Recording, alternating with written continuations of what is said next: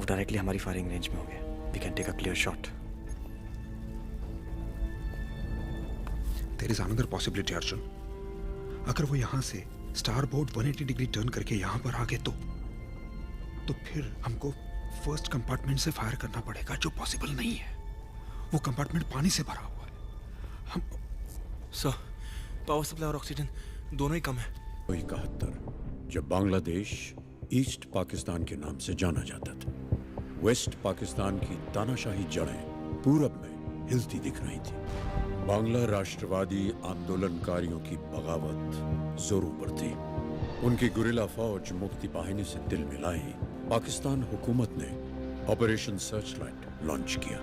देखते देखते ढाका, चिटगांव, सिलहेट, खुलना और जैसौर की सड़कें लाल हो गईं। लाखों ईस्ट पाकिस्तानी शरणार्थी मदद की उम्मीद लिए भारत की सीमा में घुस आए। अब भारत पाकिस्तान के तेवर भी एक दूसरे पर सख्त। सिर्फ सर्च ऑपरेशन है। एनिमी की प्रेजेंस हुई तो रिपोर्ट करो and wait for further instructions. और अगर दुश्मन मेरे सामने आ जाए तो मैं क्या सिर्फ रिपोर्ट करूंगा? आपके इंस्ट्रक्शंस के लिए वेट करूंगा? Yes, headquarters will instruct you. आगे क्या? देखो अर्जुन, रणविजय सिंह को हम सब बहुत अच्छी तरह से जानते हैं और हमें स्ट्रिक्ट इंस्ट्रक्शंस हैं कि किसी भी हालत में हम अटैक पहले नहीं करेंगे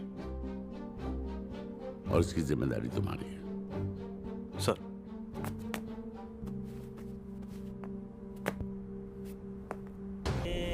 भला फिर क्या ही बात। ये क्या सूर्या भाई, कपड़े सुखाने के लिए? कच्चे कच्चे सुखाने के लिए। इस साल अगर तू धो लेगा तो।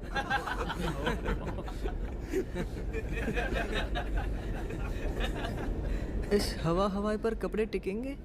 बेटा, ये हवा हवाई ही हमें बताएगी कि हम लोग पानी में कितने डीप गए हैं। नहीं समझा? इधर आ, समझाता हूँ। नए नवेलों के लिए ट्रेनिंग किट हमेशा साथ रखता हूँ। अरे यार, समझ, ये अंडा अपनी सबमरीन है। इसके ऊपर पूरा समुद्र, बस इतना सा नहीं, पूरा समुद्र डिजाइन के हिसाब से S-21 250 मीटर डीप। 65 में पाक की सारी नेवल वेसल्स को सिर्फ गाजी ने कवर दिया था। स्पीड, रेंज, एंड्योरेंस, आर्मामेंट, किसी चीज में भी इंडियन सबमरीन्स गाजी का मुकाबला नहीं कर सकती। और ऊपर से रजाक जैसा commander. If it comes, fine. If not, I'm going to find my enemy and I'm going to kill him. Sir, हम assumptions पर नहीं, confirmation पर एक्ट करते हैं। सर, हम कैसे कह सकते हैं कि एनिमी का एक्ट था? एक्सीडेंट नहीं, ब्लास्ट की वजह कुछ भी हो सकती है। Explosives, inflammable cargo. सर, हम सिर्फ आपकी इंस्टिंक्ट्स पे नहीं चल सकते। मुझे पता है